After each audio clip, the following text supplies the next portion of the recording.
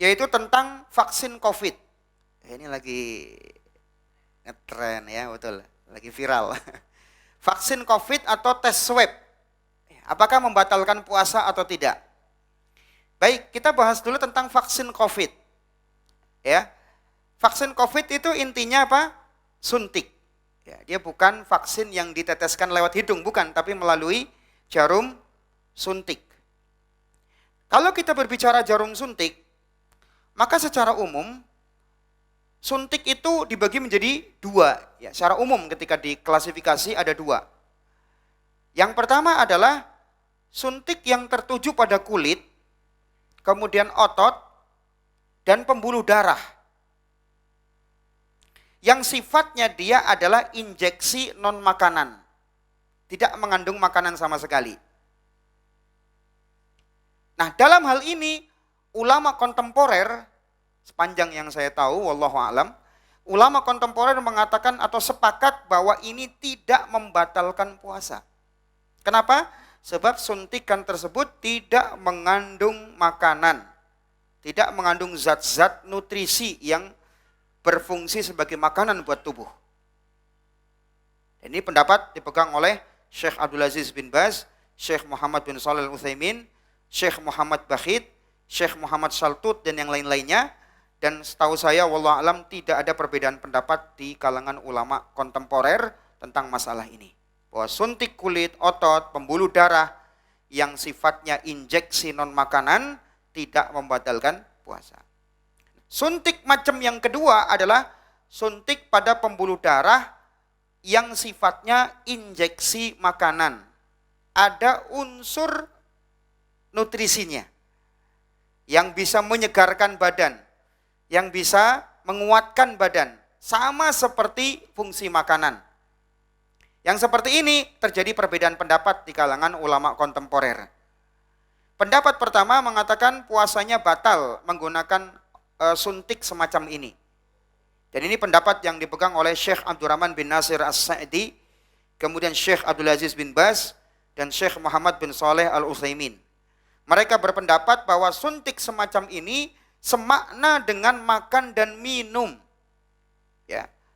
Sebab kenapa orang diberi suntik ini? Karena dia nggak bisa langsung menelan makanan lewat kerongkongan. Dia tidak bisa menggunakan kerongkongannya, mulutnya. Sehingga dia pakai apa? Pakai suntik. Ya. Baik. Pendapat kedua mengatakan puasanya tidak batal. Ini pendapat Syekh Sayyid Sabiq dalam kitab Fiqh Sunnahnya. Kemudian pendapat Syekh Muhammad Shaltut, Syekh Muhammad Bakhit, dan yang lainnya.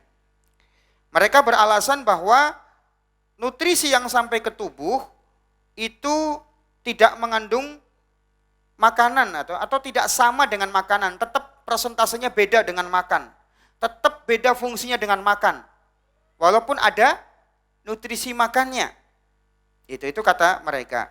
Namun kalau kita perhatikan antara dua pendapat ini, tentu kita jelas akan condong ke pendapat pertama karena pendapat pertama lebih hati-hati. Dari segi mana lebih hati-hati? Jamaah sekalian, kalau seandainya kita membolehkan suntik nutrisi, suntik injeksi makanan bagi orang berpuasa, nanti orang puasa akan menggampangkan masalah ini. Lagi lemes, kasih suntikan vitamin C, seger lagi. Lagi capek, suntik lagi vitamin apa lagi gitu. Nah, kayak yang seperti ini nanti jadi apa? Jadi menggampangkan. Maka wallahu alam pendapat pertama lebih kuat, ya, bahwa suntik yang ada zat makanannya itu membatalkan puasa. Nah, sekarang coba kita korelasikan dengan vaksin COVID. Kalau kita buka laman MUI, fatwa MUI yang terbaru, ya, dibuka nanti ya di lamannya di mui.or.id.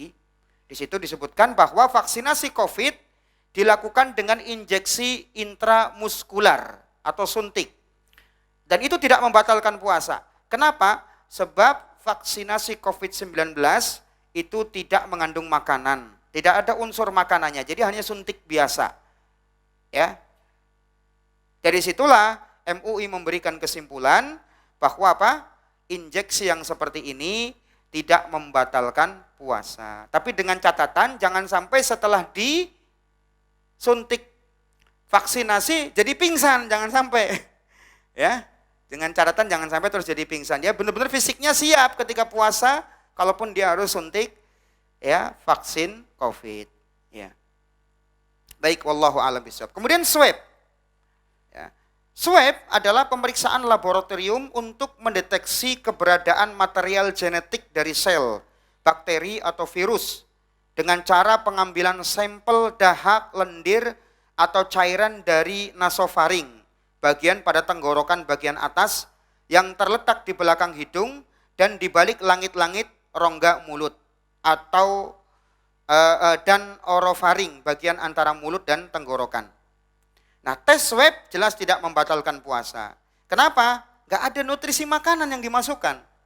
Ya, gak ada, dia hanya sekedar mengambil sampel lendir, dahak atau cairan yang ada di nasofaring, ya, bagian tenggorokan, bagian atas yang terletak di belakang hidung dan di balik langit-langit rongga mulut.